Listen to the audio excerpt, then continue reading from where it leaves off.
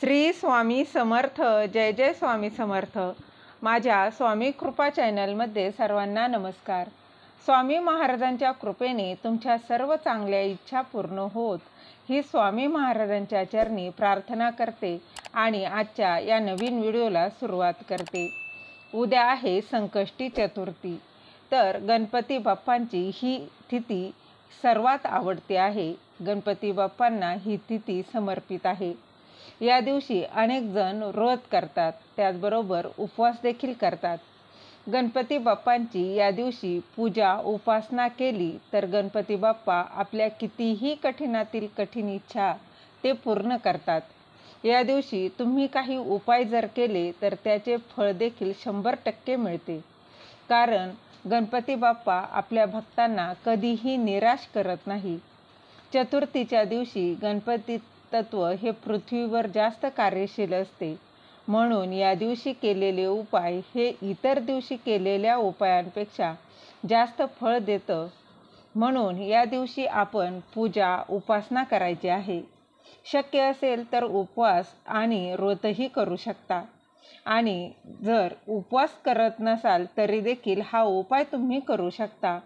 अत्यंत प्रभावी असा हा उपाय आहे.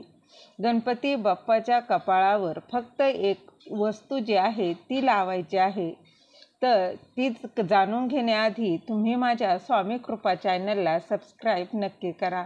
व्हिडिओ महत्त्वाचा वाटला तर लाईक आणि कमेंट नक्की करा.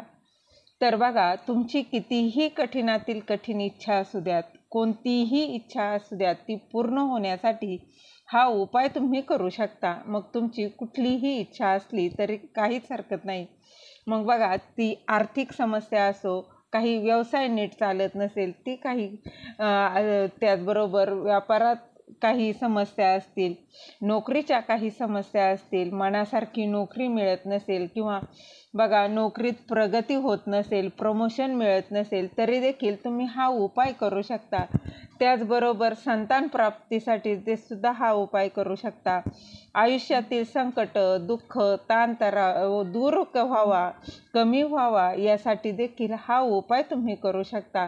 त्याचबरोबर लग्नासंबंधी जर काही समस्या असतील, लग्न जमत नसेल, जसं की विवाह लवकर व्हावा, मनासारखा जोडीदार मिळावा, यासाठी देखील हा उपाय करू शकता. हा उपाय अगदी बघा पुरुष, स्त्री, वृद्ध, मुलं, मुली अगदी कोणीही करू शकता.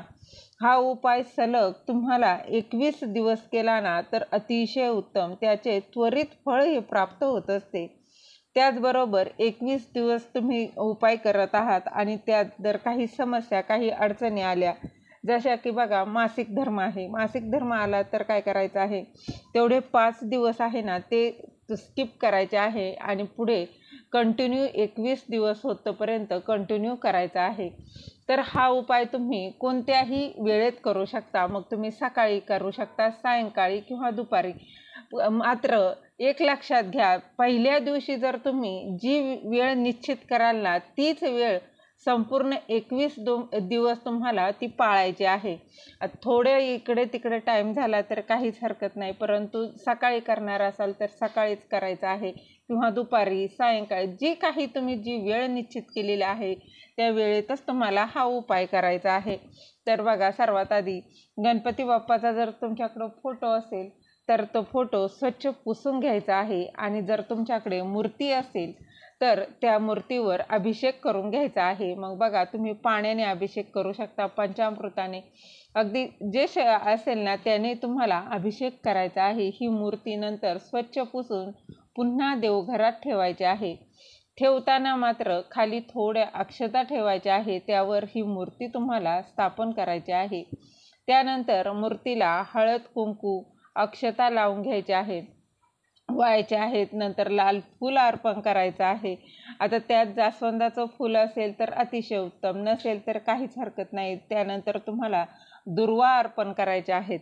नैवेद्य म्हणून गूळ, खोबरं ठेवलं तरी चालेल, मोदक, अगदीच तुम्ही साखर जरी ठेवली ना तरी देखील चालणार आहे. अशा प्रकारे तुम्हाला पूजा करून घ्यायची आहे. नंतर आरती करून घ्यायची आहे. त्यानंतर गणपतीच्या कपाळावर एक वस्तू तुम्हाला लावायची आहे. तुम्हाला माहीत आहे, गणपती बाप्पाची आपण जर पूजा केली ना, तर ते आपल्या जीवनातील विघ्न, काही संकट असतील, अडचणी ते दूर करतात. त्याचबरोबर बुद्धी प्राप्त होत असते. तसेच संतती, धन, संपत्ती देखील प्राप्त होते. आपल्याला मनासारखे फळ जे आहे ते गणपती बाप्पाच्या उपासनेने मिळतेच. त्यामुळे आपल्याला उपाय करताना अगदी श्रद्धेने आणि विश्वासाने हा उपाय करायचा आहे.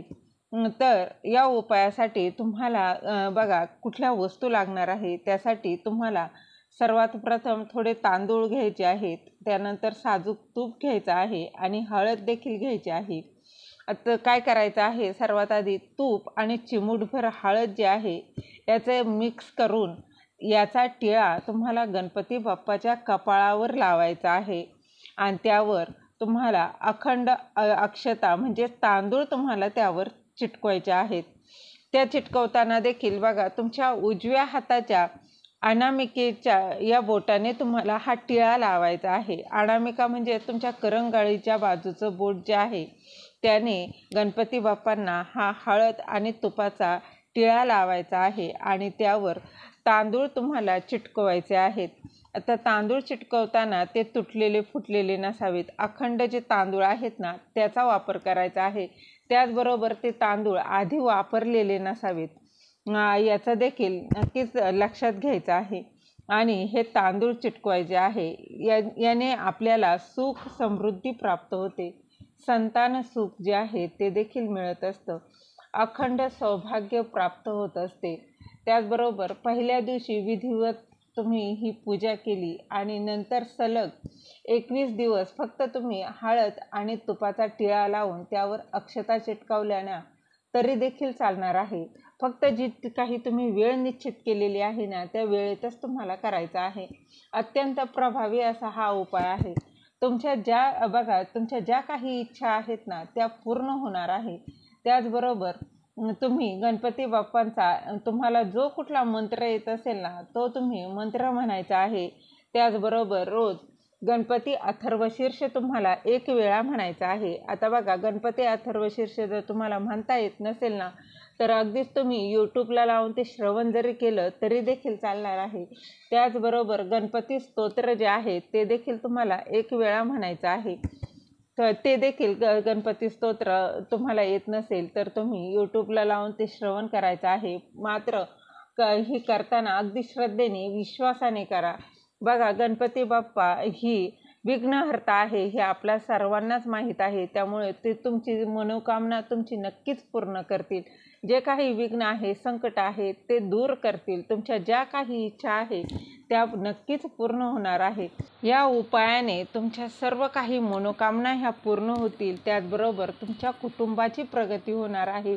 तुमच्या मुलांची देखील प्रगती होणार आहे. जे काही अडचणी आहेत, समस्या आहेत त्या नक्कीच दूर होतील. झालेली सेवा महाराजांच्या चरणी रुजू करते. दिलेली माहिती तुम्हाला आवडली असेल तर लाईक करा, शेअर करा, सबस्क्राईब करायला विसरू नका. श्री स्वामी समर्थ. जय जय स्वामी समर्थ.